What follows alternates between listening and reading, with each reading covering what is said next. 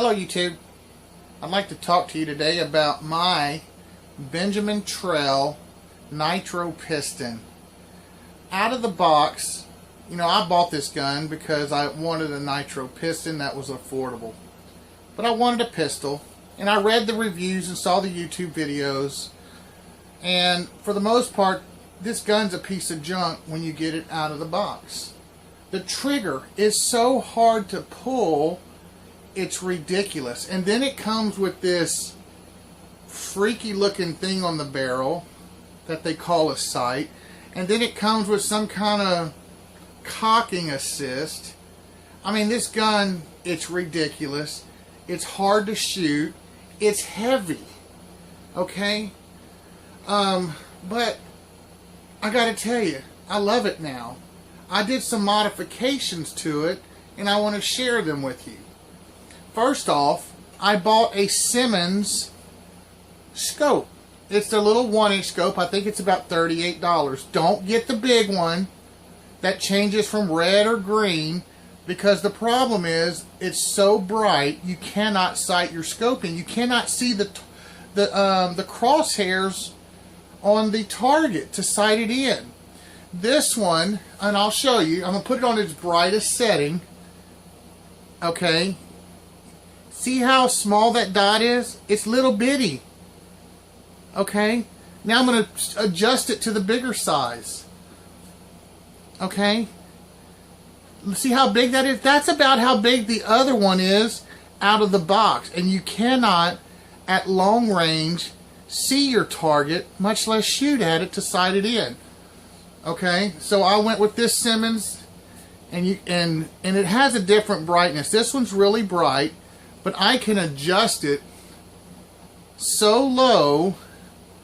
Let me turn it off and on that you can't see it now, but it's going to get brighter and brighter. Okay, you're starting to see it now.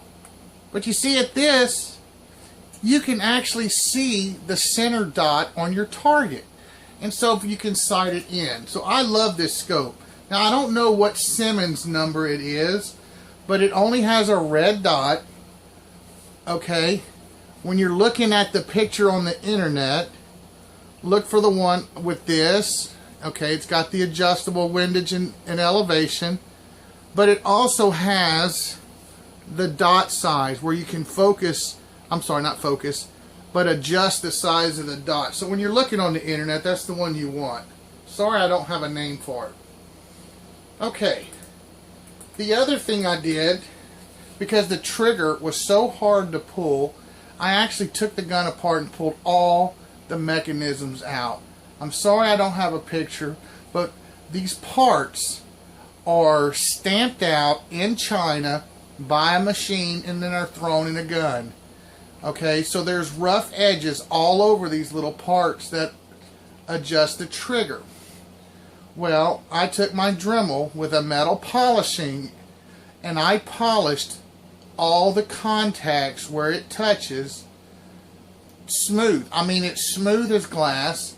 And then the next thing I did was I nickel plated them. And now from what went from probably a 6 or 8 pound pull is now about a quarter of a pound. I mean, it's like nothing now. And it's so easy to shoot. The other thing is the trigger, the length that you draw, I don't know what it's called, where it draws where I'm pulling my finger before it actually fires. I'm telling you, it's almost like a ½ an inch of pull. I mean, where you're sliding. So what I did, okay, is I measured how far it pulled until it went off, and then I took a little, it's a 3/8 wooden dowel. And so what I do is when I cock the gun, I slide it into here. You see that gap? I pull the trigger until it hits that and stops. Now I have like maybe 2 millimeters of pull before the gun will shoot. So that increases your accuracy. Plus with the smooth parts, you hardly even feel it. It's almost hair trigger, but it's not. Okay, let me show you the other piece that I have. That cocking assist, I threw it away and I pulled the sights off the minute I took it out of the box. Those are junk. You can look at that. I took a 1/2 inch PVC pipe. I stuck my little 3/4 inch down there with some tape and hot glue. Okay, so here's what I do. Okay, bam. I pop it. I stick it in. I cock it.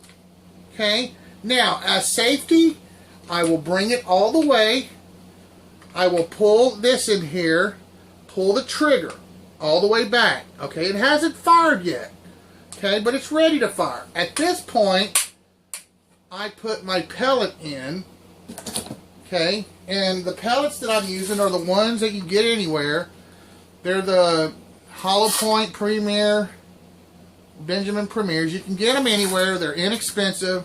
They're pretty accurate. I love them. Anyway, I load the pellet. Bam. Safety. I'm ready to go. When I see a bird or squirrel or whatever, I'm ready to shoot at it. Okay. Now, let's go shoot. Okay, we're set up to shoot. Now, what I had to do is figure out at this range, you know, where the objective met. I have it set up to shoot at a further distance so that if I put the red dot on the bullseye, it's going to shoot about 4 inches low, 4 or 5 inches low, which will be off the target. If I put the red dot on the top yellow line of the 3-inch target, then you can see that it's at the bottom yellow line in the center, pretty much in the center. You can see where I took one shot. So I am going to aim about 1.5 inches or about 1 inch above the yellow, top yellow ring, and let's see what happens. Here goes the first shot.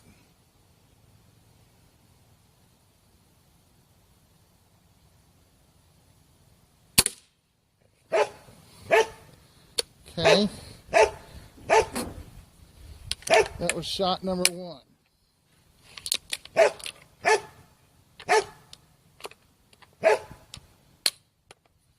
That banging you hear is me loading it with that 1/2 inch pipe, or resetting it. Okay, here goes shot number 2. And again, I'm shooting 1.5 inches above the yellow on center.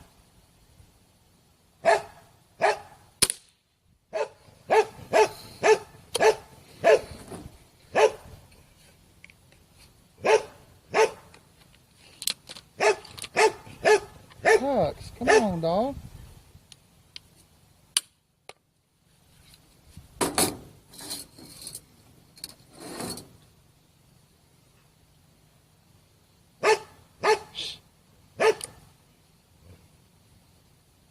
Alright, I'm going for the center target now. 1.5 inches above the yellow line.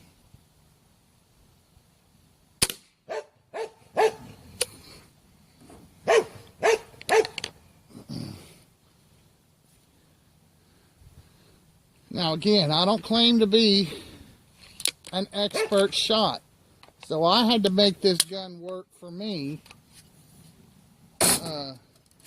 And that's why I did the modifications that I did.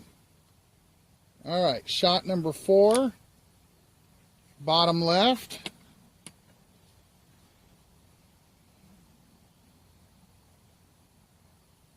I'm aiming 1.5 inches high.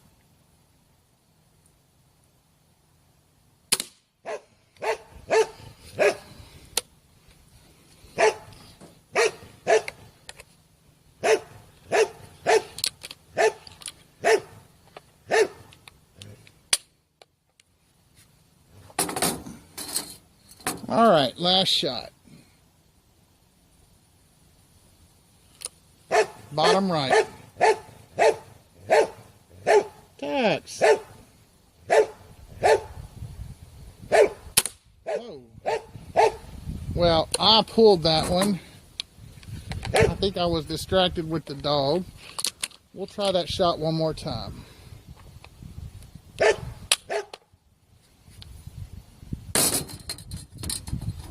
Alright, here we go.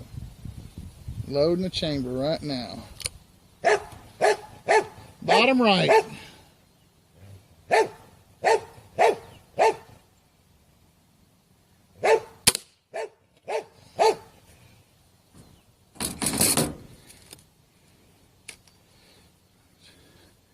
Okay.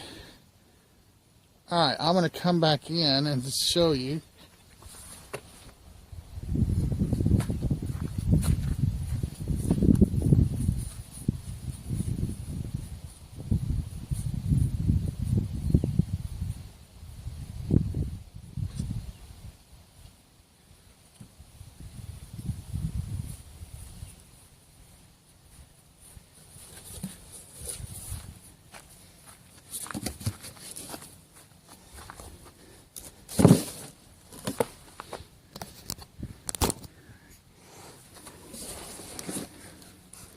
Not bad.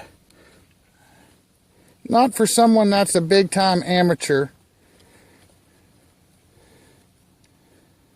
That would definitely pluck a squirrel or a bird out of a tree. You know, if you're hunting or if you have rats running around your house. Not